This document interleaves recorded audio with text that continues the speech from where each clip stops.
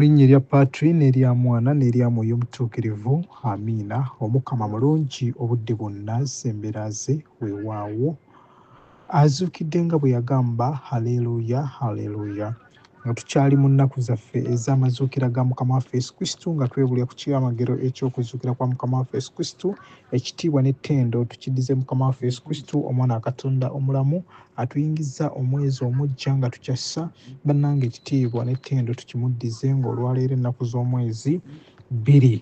Amiina, amiina abooluganda. Omukama mulungi obudde bwonna, z'embeera ze weewaawo.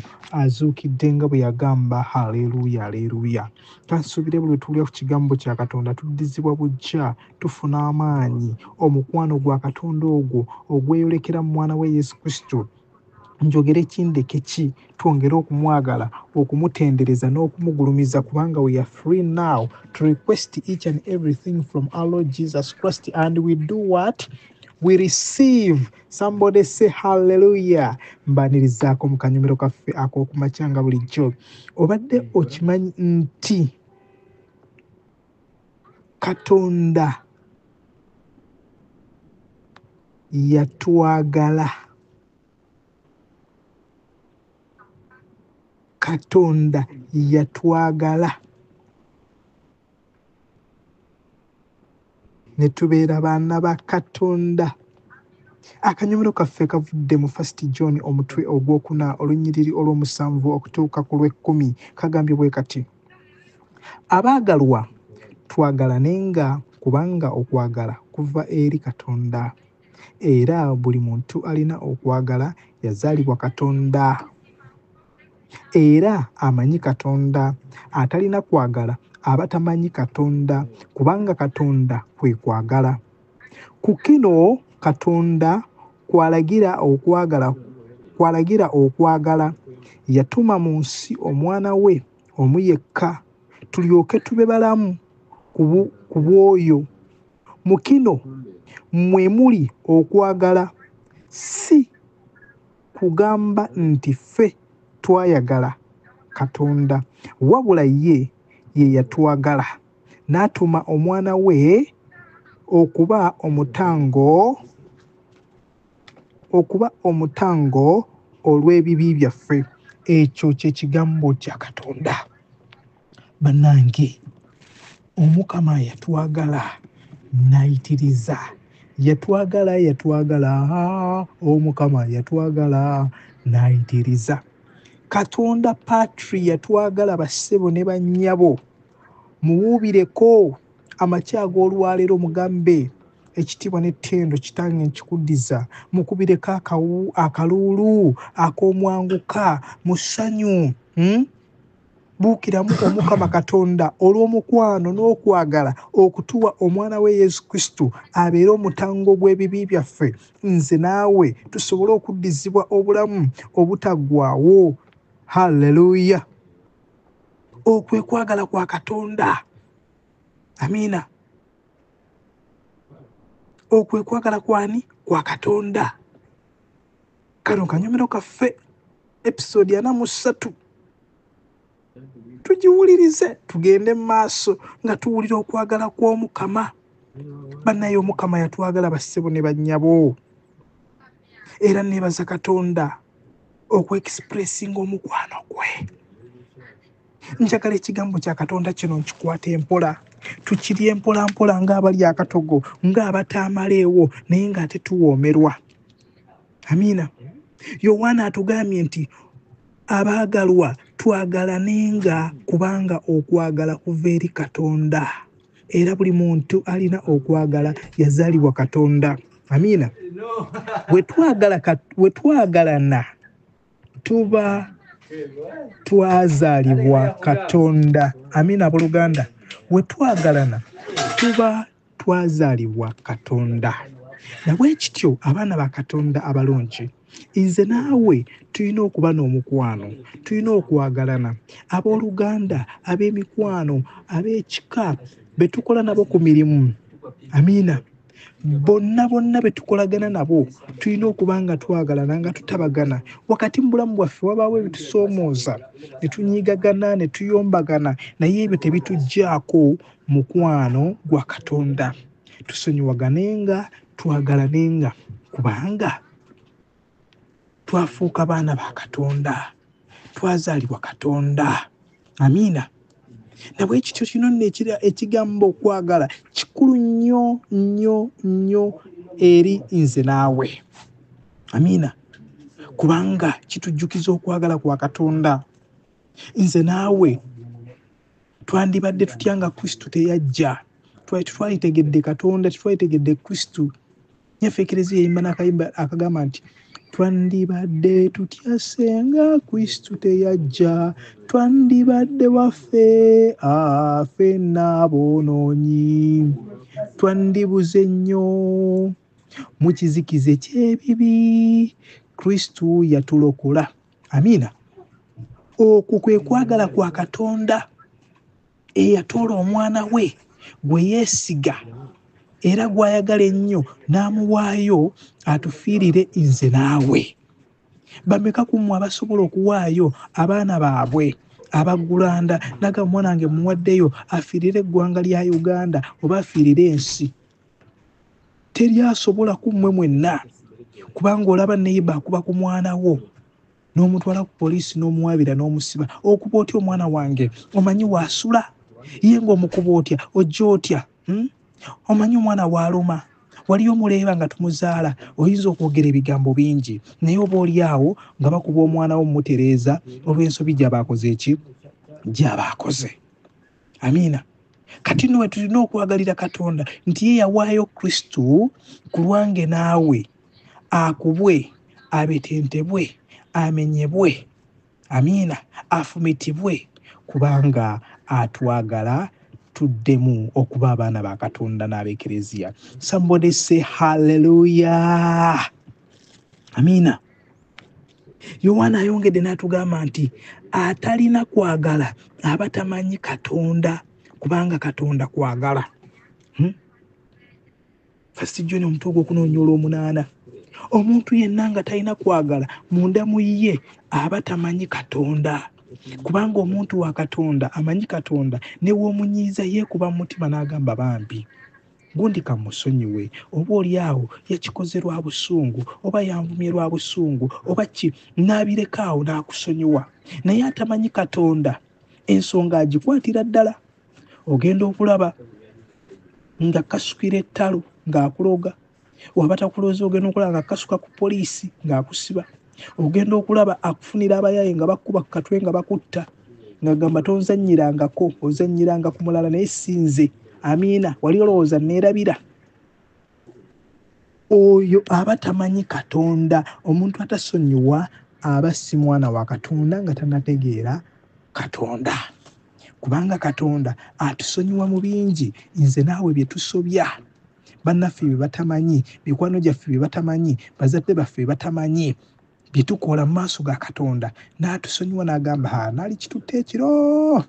Omuntu ono naali mututte ekiro ky'olwaleero ku kyakoze, naye n'akola ki? N'akuleka, kubanga ye waatulaba, atulaba nga balwadde. Oluusi tatulaba nga boonoonye, n'agaha omulwadde aliko okisigeni, oyo kati aliko ccupa, n'akusaasira n'akuleka.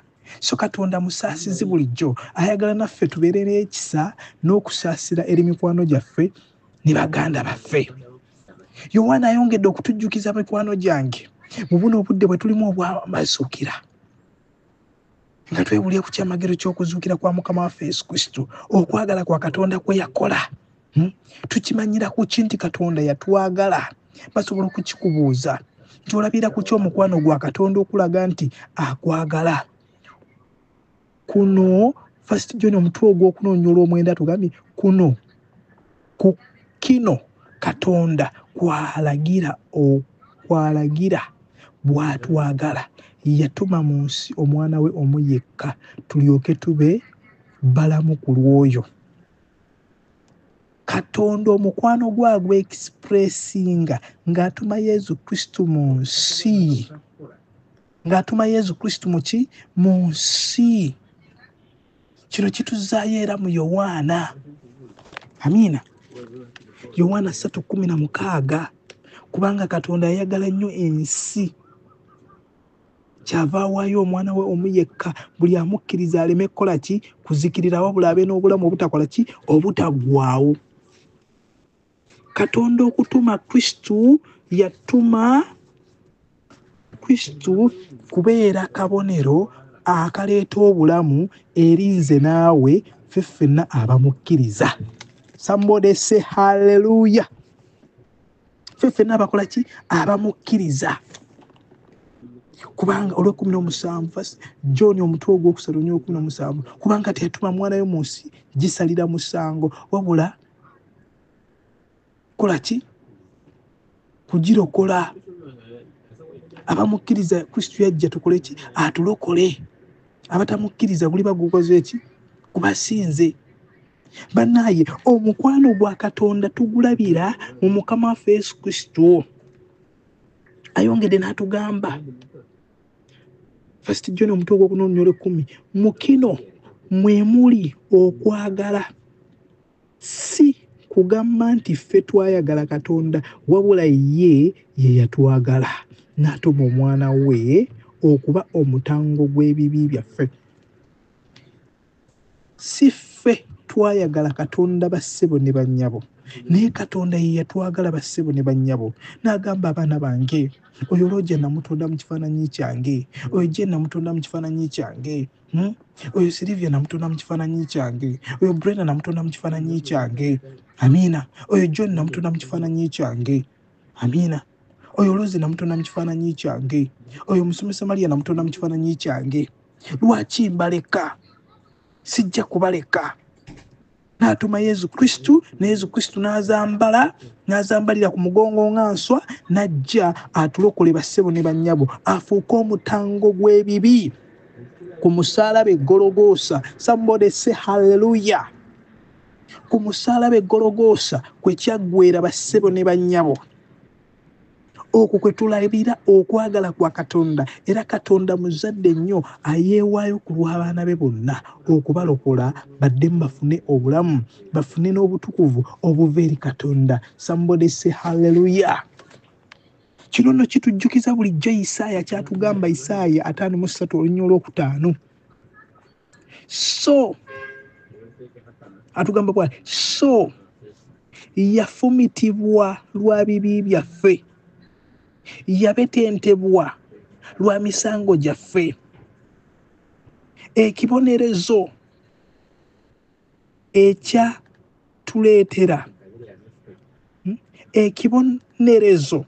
ekyatuleetera emirembe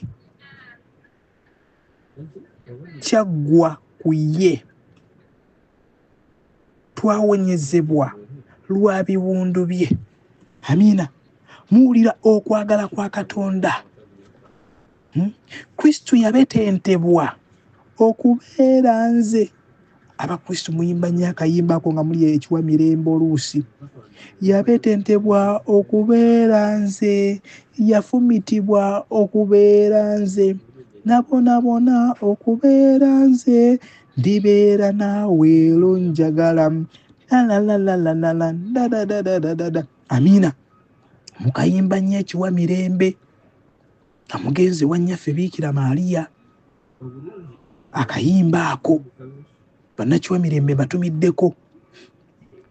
Kristo yabonaabona lwa kubeera nze, yabetentebwa lwa kubeera nze, nsobole okubeera omulamu. Ekibonerezo ekyali kirina okubeera ku nze, Katonda yakitikka mwana we Yesu Kristo, n'akubibwa, n'abetentebwa, n'afumitibwa, nze nziremu okuba omulamu. Somebody say hallelujah. Omukama mulungi. Obudde bwonna zembeera ze weewaawo. Omukama mulungi. Omukama mulungi. Emigga egyakubwa Yesu Kristo egiriko n'amalobo, kubamu akafaananyi singa baagikuba ggwe waalifudde. Amiina. Empisa gye baamuyisaamu n'okubonyaabonyezebwa singa baagiyisaamu ggwe twalibadde. nga tuyisibwa bwe tutyo. Naye Omukama yagamba nti kijja kuggweera mu mwana wange olw'okuddizibwa olw'abaana bange obulamu. Amiina. Ekibonerezo ekyo ekyaweebwa Mukama waffe Yesu Kristo ku musalaba e Gologoosa kye kyaleeta emirembe. Kye kyaleeta ebiki? Emirembe. Amiina. Kyaggweera ku ye. Twawonyezebwa lwa biwundu bye. Ebiwundu bye walaba. Effumu lye bamufumita mu mbiriizi. Ebiwundu ebyo. Ebiwundu ebyo bye bituwonya. Ebiwundu bye ly'eddagala erimponya. Yesu ayi Kitange. Amiina. Emiggo gye ly'eddagala erimponya. Ebyo byonna kwali kwagala kwa Katonda na kisa kya Katonda. Bannaayo Kristo yatwagala. Omuntu awaayo obulamu bwe ku lulwo. Ng'obadde ogenda kufa, obadde ogenda kuttibwa, n'agamba nedda. Kereya tajja kufa, kanfe mu kifo kya Kereya. Looja tajja kufa, kanfe mu kifo kya Looja. Omuntu oyo bassebo ne bannyabo omwagala nnyo. Twagale Mukama waffe Yesu Kristo kubanga yatulaga okwagala. Ffe twali baakuzikirira. Naye okwagala kwa Kristo n'omukwano gwe yakkiriza kiggwere mu ye afuuke ekibi, ffe tuddemu tufune obulamu. Amiina. Isaaya ayongera okutujjukiza mu Isaaya 5:3 n'agamba nti ffe ffenna twali twawabye. Ffe ffenna twali tuwabye ng'endiga, buli omu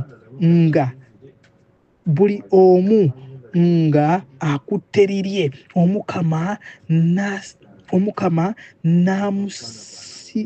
Omukama n'amutikka ebibi byaffe ffenna. Ffe ffenna twali tuwabye. Mujjukire emabega gye twali. Bangi mwali muwabidde mu bwenzi, mubalidde mu bubbi, mu kulimba, mu kutta, mu kulya enguzi, mu kwetunda. Buli omu ng'akola biki? Bibye, nga twawaba dda. Naye Kristo wakati mu kwonoona okwo teyatunuulira bibi byaffe, teyatunuulibwa butamanywa bwaffe, wabula yatunuuliza kisa ne yeewaayo ku lwange atujje mu kibi tusobole okuddamu okufuna ku butukuvu obuva eri Katonda. Bane Kristo weebale kutwagala. Weebaza olunaku olwaleero Kristo ng'owulidde ekigambo kino n'omutima gwo gwonna n'okwagala kwo kwonna obeeko ofukamira ogambe Yesu Kristo weebale kunjagala. Gwani awaayo obulamu bwo ku lwange? Gwani akubibwa ku lwange? Gwani afumitibwa ku lwange? Gwani attibwa ku lwange? I thank you, my Lord Jesus Christ. I glorify you for the love you showed to me. Share to me the same love you had to me. Omusabe akugabanyize kwagala kwe. Omutima gwaguwa ekitangala naawe obe n'okwagala eri mikwano gyo baganda bo, obasonyiwe obalagenga okwagala. Amiina. Isaaya yongedde natugamba Isaaya 5:3-7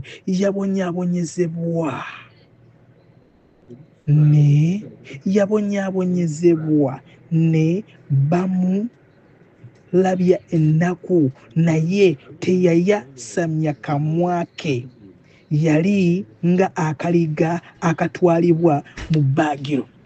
Wadde Kristo yabonyaabonyezebwa n'akubwa ku musaalaba teyayasamya kamwa ke, so nga yalina obuyinza obwogera ekigambo eky'amaanyi ennyo n'agamba oba bazibe amaaso oba bakome wano, yali asobola okukyogera naye teyayasamya kamwa ke, wabula yagamba bugambi, Kitange basonyiwe kubanga tebamanyi kye bakola. Owulira okwagala kwa Kristo. Kristo yatwagala n'ayitiriza. Yatwagala. Kristo yatwagala n'ayitiriza. Twandibadde tutya senga Kristo teyajja. Twandibadde waffe ffenna boonoonyi. Twandibadde tutya senga Kristo teyajja. Yatulaga okwagala n'omukwano. Naffe bulijjo tulaga emikwano gyaffe baganda baffe emikwano nga tulabira ku mukama waffe Yesu Kristo akaliga akawaayo obulamu bwako ku lwange naawe n'afa ate n'azuukira mu nnaku 3 n'aleeta ekitangaala eri obulamu bwaffe nga muwanguzi olwaleero mulamu era nga bw'ali omulamu naffe tujja kubeera balamu mu linnya lya mukama waffe Yesu Kristo omwana wa Katonda omulamu. Tugende tubunyise okwagala kwa Katonda eri abantu bonna, eri amawanga gonna, eri abaana ba Katonda, famire zaffe, ebika byaffe, tubeere akabonero akalabika eri mikwano gyaffe ne baganda baffe. Amiina. Omukama mulungi obudde bwonna z'embeera zeewewaawo. Ako ke kabadde akanyumiro kaffe ak'okumakya. Mbaagaliza omwezi omujja ogw'essanyu, ogw'emirembe, emirembe gya mukama waffe Yesu Kristo n'okwagala kwa Katonda kwe yatulaga ku musaalaba e Gologoosa n'okuzuukira mu bafu leka gibeere wamu nammwe. Ekisa kye kibaakire bulijjo, mufune emirembe, musumulwe ku njegere z'omulabe Sitaani kubanga kati twawangula olumbe. Twawangula oluki? Olumbe. Musumululwe ku njegere z'omulabe Sitaani, abasibiddwa emagombe, abasibiddwa mu mirimu, abasibiddwa mu maka, mu bufumbo, mu bulwadde, mubeere baddembe mu linnya lya mukama waffe Yesu Kristo. Muwonyezebwe mu linnya lya mukama waffe Yesu Kristo kubanga atugambye emiggo gye gituwonya. Omusaayi gwe gwayika ku lwange naawe nze esumululwe. Nsaba muwonyezebwe mu linnya lya Yesu. Omwezi guno buli omu alaba omukisa gwe, buli omu alaba ekyamagero kye nga kikolebwa, nga kyolesebwa mu bulamu bwe obw'omwoyo n'omubiri. Be free in Jesus name. Amen. Abeetaaga ekigambo kya mukama waffe Yesu Kristo osobola okukisanga ku Jesus as Savior Platform TV oba Jesus as Savior YouTube channel yaffe oba Facebook channel yaffe oba ku account yange Luyimbazi Roger TikTok oba Luyimbazi Roger YouTube channel yange osobola osangayo obubaka bwa mukama waffe Yesu Kristo. Obunyomero buno bwe tuzze tubuulira okuva twatandika ekisiibo, kansubire nti bubayambye obbazibula amaaso ag'omwoyo ne bubasembeza kumpi ne Katonda mwe mwenna abeewaddeyo ne muba nga musobola obufuusizaawo akadde ne muwulira ekigambo ky'omukama. Omukama akibabalire bulijjo nga mufuna enneema ey'okuwulira ekigambo kya Katonda, abasitule mu kukkiriza bulijjo, abakolere byonna bye mwetaaga mu linnya lya mukama waffe Yesu Kristo omwana wa Katonda omulamu. Amiina. Sigadde nze musomesa Rogers nga bulijjo okuva mu Jesus as Savior Platform TV. Amen. Always and always don't forget that great things, then when God mixes with man, do great things. In the name of the Father, the Son, and the Holy Spirit always be with you.